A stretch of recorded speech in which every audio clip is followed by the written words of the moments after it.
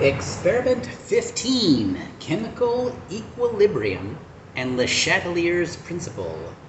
Or if you want to be French, you can say LeChatelier. I, as always, have my lab coat on so I don't get holes in my shirt, and I got my lab goggles on for safety. I am choosing not to wear gloves. You can decide whether you would like to wear gloves or not. Nothing is ridiculously concentrated or toxic in this lab, though some things could certainly stain your skin. LeChatelier's principle is an interesting principle. It reminds me of the idea of inertia in physics, that an object at rest tends to stay at rest, an object in motion tends to stay in motion. Equilibria are ridiculously common types of reactions. When we introduce chemical reactions, we pretty much talk about reactants form products. And when one of the reactants or all of the reactants are used up, then we have products, and that's the end of the reaction. The reality is a little bit more complicated. It's kind of like when you eat food and breathe air and then exhale air and poop and pee out waste products, your body weight stays relatively constant.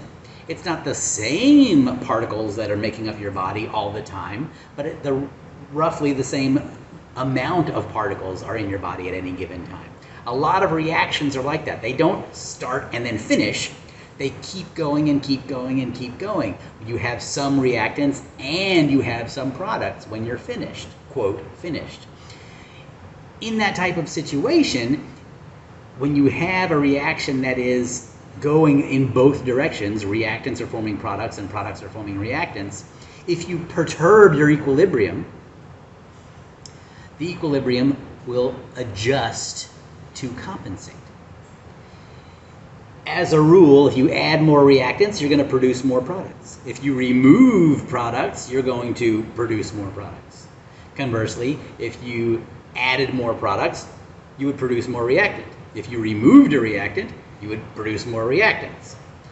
Now, an interesting situation that we'll explore in part 3 of the lab can result when you have an exothermic or an endothermic reaction, where you can treat heat as a reactant, in which case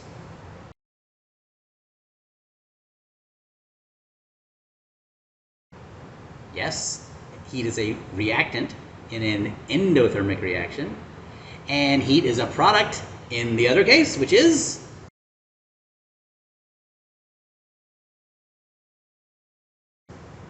an exothermic reaction. So if you think of heat as a reactant, endothermic, product, exothermic, if you raise the temperature or lower the temperature, in either case, you're adding or removing a reactant or a product.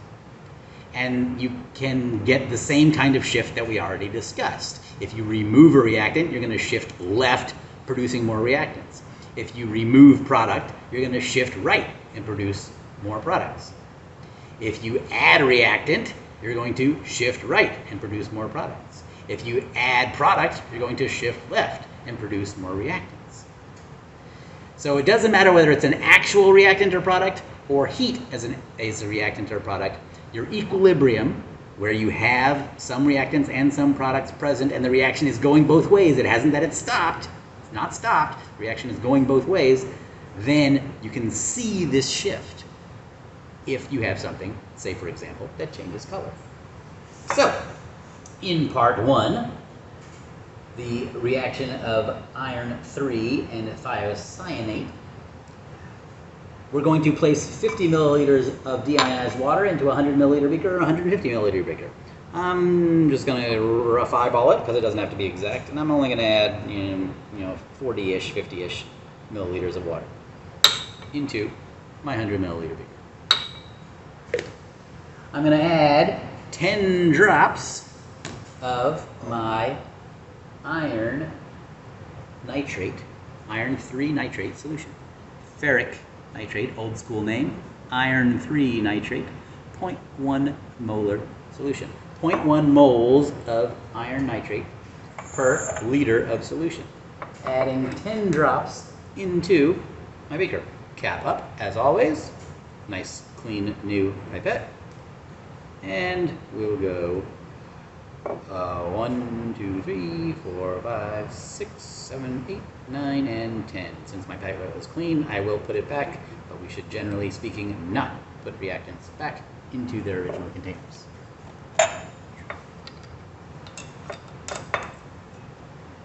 I will then also add 10 drops of 0.1 molar stock solution of, it says sodium thiocyanate. I don't have sodium thiocyanate with me today. I have potassium thiocyanate. Since our reaction is between the iron of the iron nitrate and the thiocyanate of the sodium thiocyanate, the potassium is not doing anything. It's a spectator ion, so I can use this instead. 10 drops of it as well. 1, 2, 3, 4, 5, 6, 7, 8, 9, and 10-ish.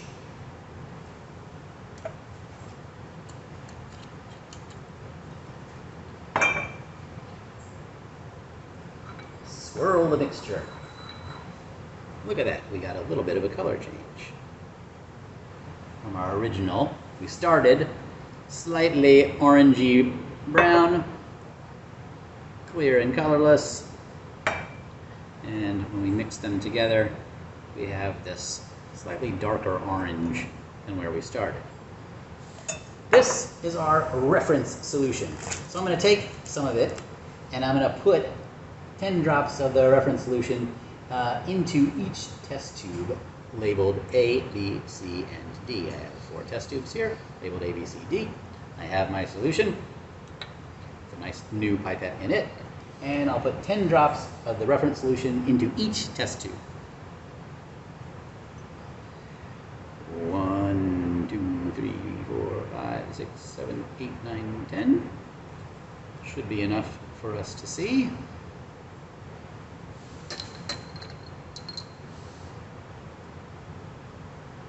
One, 2, 3, 4, 5, 6, 7, 8, 9, and 10.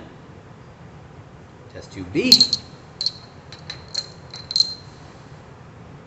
2, 3, 4, 5, 6, 7, 8, 9, and 10. Test tube C.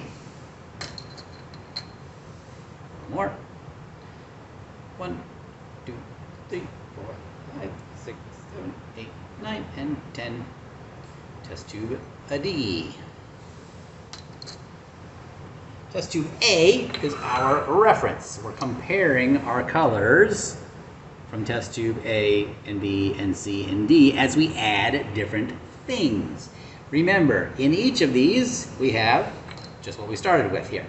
Iron 3 ion, nitrate anion, potassium cation, and thiocyanate, SCN minus anion. If we add a reactant, we should see a shift to the right. If we add a product, we should see a shift back to the left. Let's see what that looks like. So we're going to add more iron nitrate, more of our iron nitrate to test tube B. And let's see what happens. Test tube B. More of our iron nitrate reactant. Pipette from before.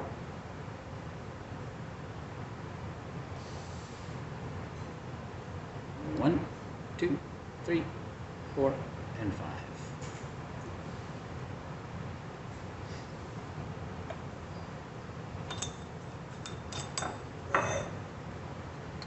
Here is test tube A. Here is test tube B that I added more iron nitrate to. Note what A looks like before anything was added. Note what B looks like after iron nitrate was added. That's your observation. Your conclusion should be, which way did the reaction shift?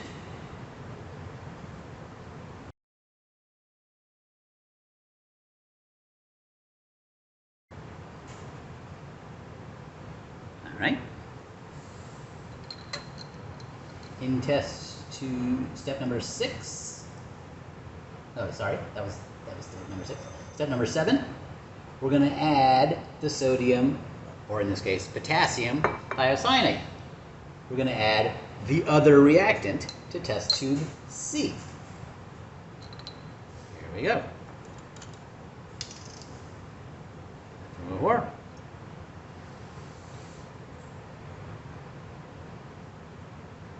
1, 2, 3, 4, 5.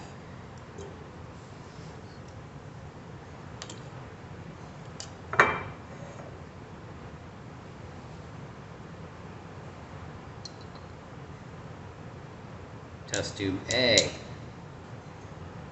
test tube B, test tube C. B and C look pretty darn similar. Maybe C is a little darker red.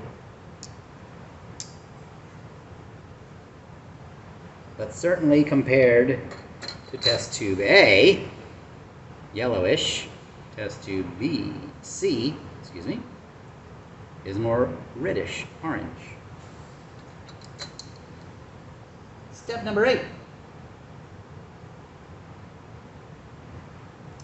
We're going to add some sodium nitrate to it.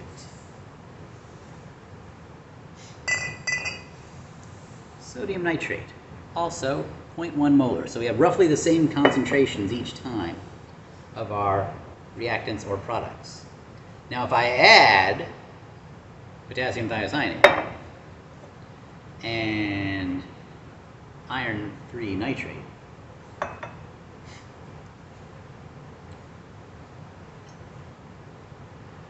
sodium nitrate,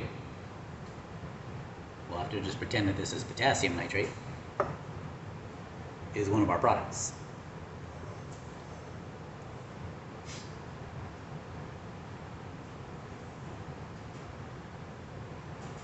So we're pretending that this is potassium nitrate. Let's see if it works.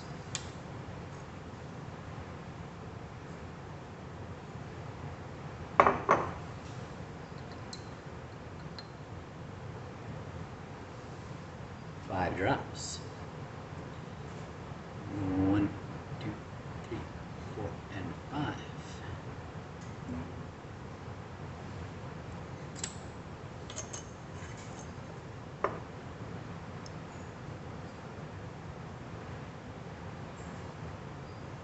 What do you think compared to test tube A? Test tube A, yellowish orange. Test tube D, light yellow. So it went from here and got lighter when we added the, quote, potassium nitrate. When we added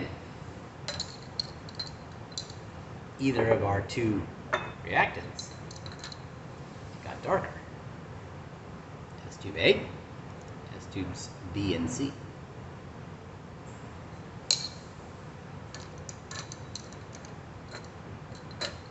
Test tube A, reference solution. Test tube B, adding a reactant. Test tube C, adding a reactant. Test tube D, adding a product. Which way did the reaction shift? What is your observation? That's the end of part 1.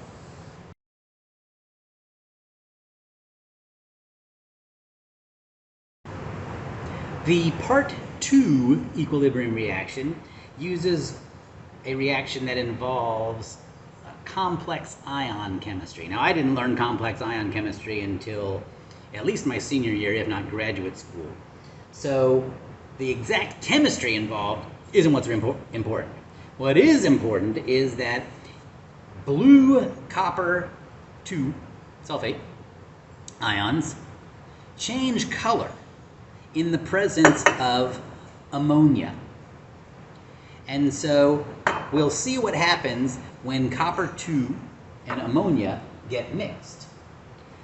We can remove ammonia by adding hydrochloric acid. And so we'll see the color change in the presence of ammonia and in the removal of ammonia and what it starts as without ammonia. So in part 2, we're taking 10 drops of 0.1 molar copper sulfate and putting it into a new test tube.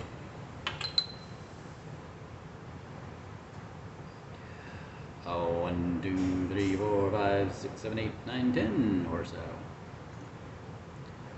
Light blue.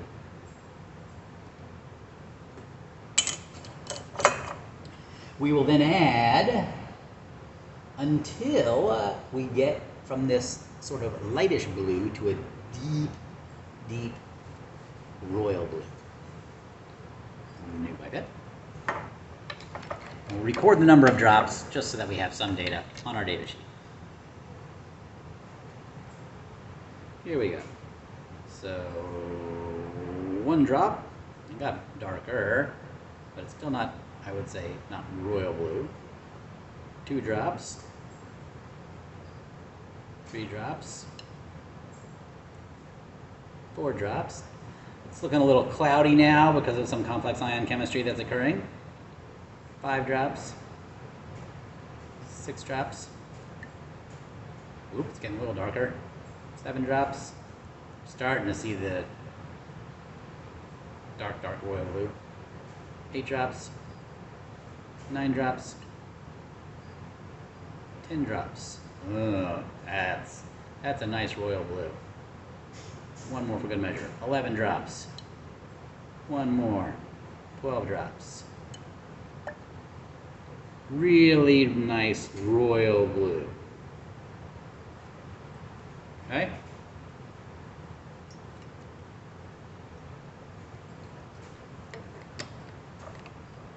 $11 drops or 12 drops, whatever I said. We're recording on our data sheet to turn our turquoise blue a royal blue. Now, this is 1 molar ammonia. We're going to add 1 molar hydrochloric acid to it.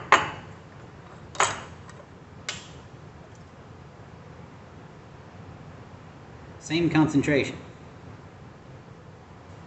Royal blue, copper in the presence of ammonia. Let's remove the ammonia. Removing a reactant. 1, 2, 3, 4, 5, 6. Totally disappeared color. 7, 8. Remember 7. I think we'll see if there's any change more. 9, 10, 11, 12. Wasn't really any further change after 7 drops. So 7 drops seems to have brought us right back to, roughly, our original starting color. It's just this is getting dilute, so it looks lighter in color, but it is, of course, the same blue. It's just been diluted. So when we add ammonia, it got royal blue after it went through a little cloudy phase due to some complex ion chemistry we need not worry about. When we removed our ammonia, it seemed to have gone back to just our regular copper-2 ion color, because copper-2 sulfate, the sulfate is not complexing with the copper, and it's just, this is the color that copper-2 ions are in solution. When they get complex with the ammonia, it gets royal blue. If we remove the ammonia, we seem to go back to where we started. So I leave it to you to discuss with your instructor and write in your conclusion column, which way is the equilibrium shifting when we add hydrochloric acid? When we remove our reactant?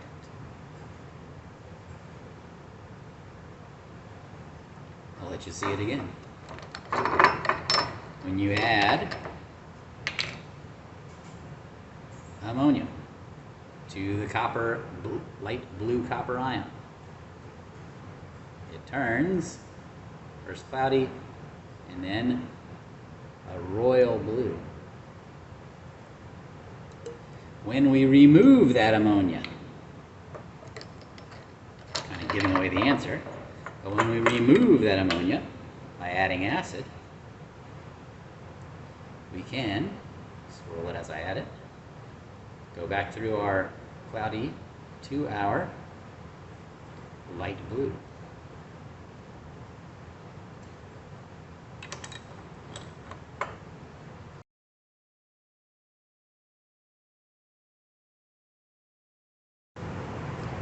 Section 3 involves more complex ion chemistry that we're not going to really go into, but a solution of cobalt chloride in dilute hydrochloric acid. So this is 0.09 molar cobalt chloride in 2.6 molar hydrochloric acid. It's so that we have just the right amounts of reactants and products present for this endothermic reaction. Cobalt complexed with water in the presence of extra chloride and heat goes from pink to a purple blue. It makes the waters come off of the cobalt ion and the chlorides go on. So cobalt chloride is purple blue. Cobalt without chloride associated with it and associated with waters instead is pink. And so we're going to prepare 3 different test tubes, one at room temperature, one hot, and one cold. All right? For part 3. So it says take 20 drops of this stock solution and put it into 3 tubes labeled E and F and G. So let's do that.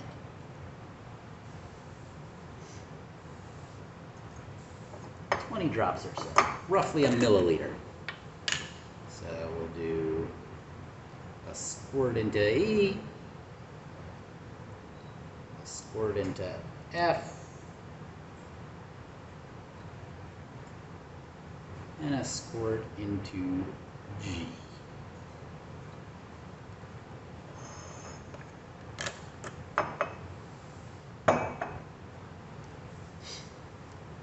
I have a ice water slush bath set up, and I have a hot plate heating some water.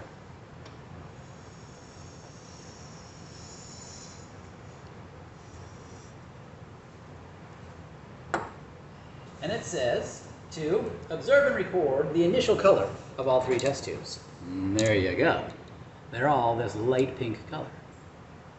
All right? And I'm going to get a temperature probe just for the sake of argument. We don't really need data points for what the temperature is, but we definitely want to at least know for certain, you know, how cold is this water, how hot is this water, so that we, know that the cold is cold and hot is hot. You know, that the cold water is colder than the hot water. All right. So our cold water is roughly, let's see, ice temperature, not too much of a surprise, around 1 degree Celsius, maybe a little colder if we give it some time to equilibrate.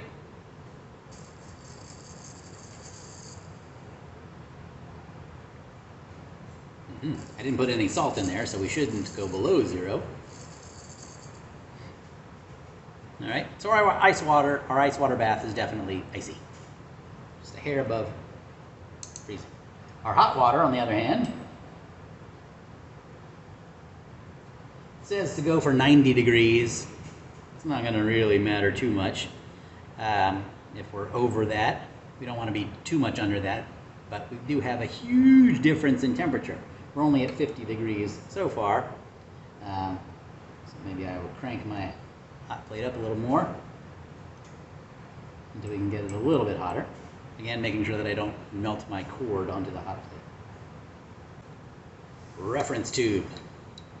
Ice bath. We'll let that thing cool. And even though it's not up to anywhere near 90 degrees yet, we're at 52 degrees. We will hot that one. And then we'll compare.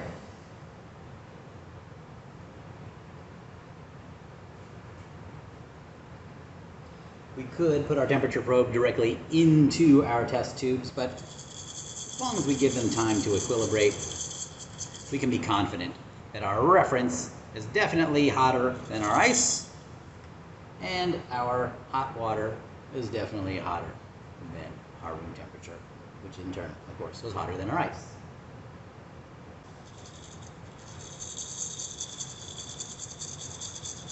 Remember, heat is a reactant.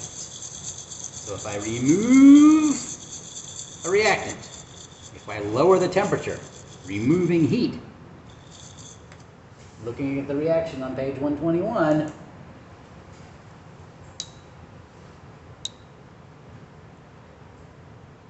cold one seems to be a lighter pink than our room temperature. Ice bath made this lighter color pink. Observation.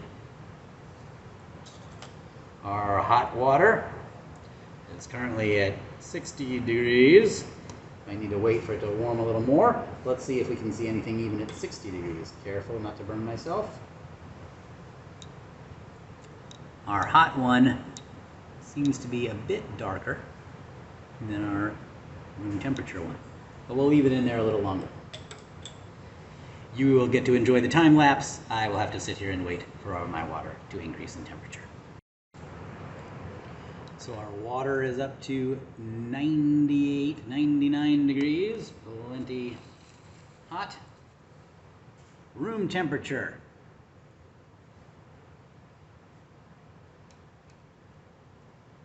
When heated, look at that, purple.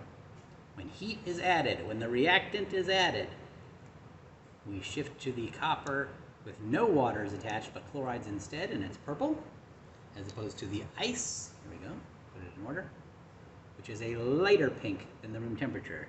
Get the frost off of it, right? Cold on the left, light pink.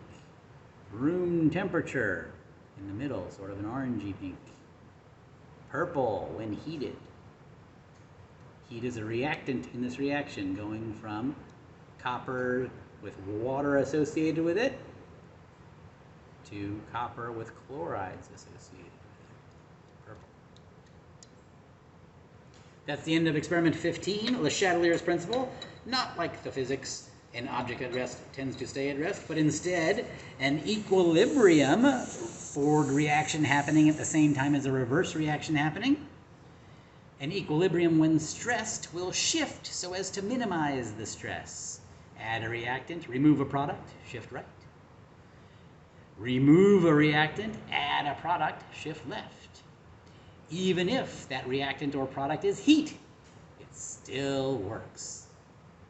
Hope you enjoyed.